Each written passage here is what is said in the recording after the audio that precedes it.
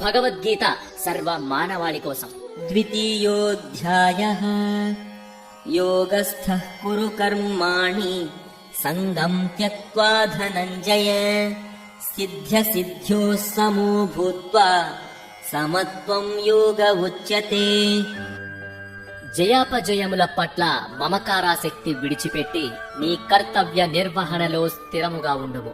ఓ అర్జున, ఇటువంటి సమత్వ బుద్ధియే యోగము అనబడుతుంది. అన్ని పరిస్థితులని ప్రశాంత చిత్తంతో సమానంగా స్వీకరించడం అనేది ఎంత మెచ్చదగినదంటే శ్రీకృష్ణుడు దానిని యోగం అంటాడు. అంటే పరమాత్మతో ఐక్యత. ఈ సమస్త బుద్ధి అనేది పూర్వ శ్లోకం యొక్క విజ్ఞానాన్ని అమలుపరచడం ద్వారా వస్తుంది. మన కృషి మాత్రమే మన చేతుల్లో ఉంది, ఫలితము కాదు అని అర్థం చేసుకున్నప్పుడు మన కర్తవ్య నిర్వహణ మీద మాత్రమే మన పూర్తి శ్రద్ధ ఉంటుంది. ఫలితములు భగవంతుని ప్రీతి కొరకే, కాబట్టి అవి ఆయనకే సమర్పిస్తాము. ఒకవేళ ఫలితములు మనం అనుకున్నట్టు రాకపోతే వాటిని భగవంతుని సంకల్పముగా ప్రశాంతంగా స్వీకరిస్తాము.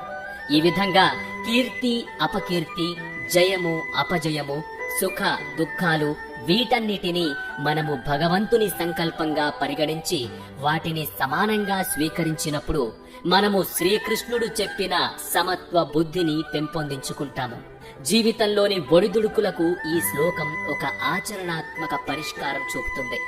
నావలో సముద్రంలో ప్రయాణం చేస్తుంటే సముద్ర అలలు ఆ నావను అటూ ఇటూ ఊపటం సహజం.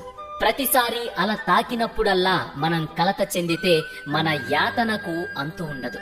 ఒకవేళ అలలు రావద్దు అనుకుంటే అది సముద్రం యొక్క సహజ స్వభావానికి విరుద్ధంగా ఉండమని కోరినట్లే. అలలు అనేవి సముద్రం నుంచి విడదీయలేనివి. అదేవిధంగా సంసార సాగరంలో ప్రయాణించేటప్పుడు మన నియంత్రణలో లేని ఎన్నో అలలను అది మన మీదకు తేవచ్చు.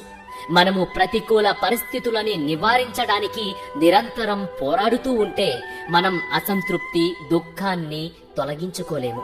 కానీ మన శక్తి మేర ప్రయత్నం ఆపకుండా దానిలో వచ్చే ప్రతి దాన్ని స్వీకరించడం నేర్చుకుంటే మనం ఈశ్వర సంకల్పానికి శరణాగతి చేసినట్లే. అదే నిజమైన యోగము.